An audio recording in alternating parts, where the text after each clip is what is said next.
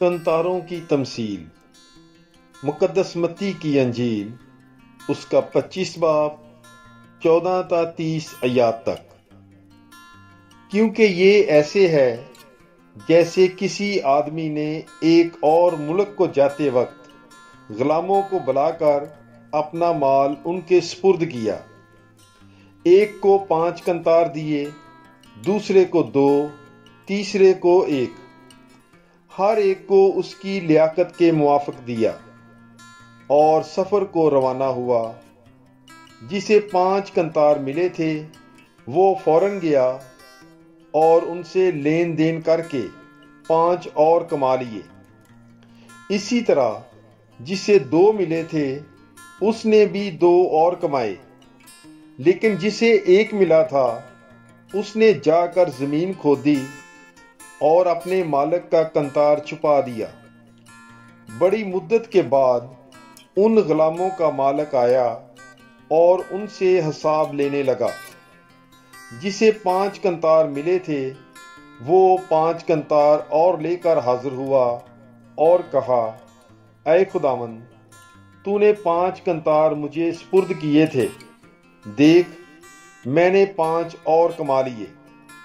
اس کے مالک نے اس سے کہا، اے نیک اور دیانتدار غلام، شاباش، تو تھوڑے میں دیانتدار نکلا، میں تجھے کثرت کا مختار بناؤں گا، اپنے مالک کی خوشی میں شامل ہو۔ اور جسے 2 کنتار ملے تھے اس نے بھی حاضر ہو کر کہا، اے خداوند، تو نے 2 کنتار مجھے سپرد کیے تھے، دیکھ میں نے 2 کنتار اور کما لیے۔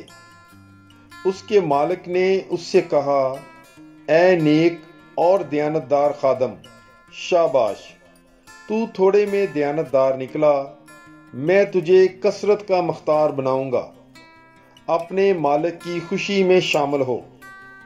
تب وہ بھی جسے 1 کنتار ملا تھا حاضر ہوا اور کہنے لگا، اے آقا، میں تجھے جانتا ہوں کہ تو سخت آدمی ہے، جو جہاں نہیں بویا وہاں سے کاٹتا اور جہاں نہیں بکھیرا وہاں سے جمع کرتا ہے۔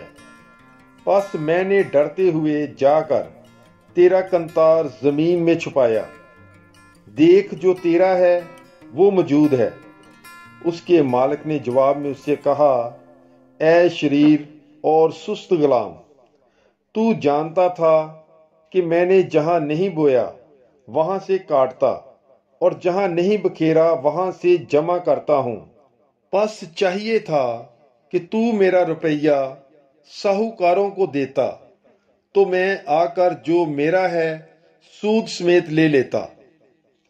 پس اس سے یہ کنتار لے لو، اور جس کے پاس 10 کنتار ہیں اسے دے دو، کیونکہ جس کسی کے پاس ہے اسے دیا جائے گا اور اس کے پاس افراط ہوگی، اور جس کے پاس نہیں ہے اس سے وہ بھی لے لیا جائے گا جو اس کے پاس ہے۔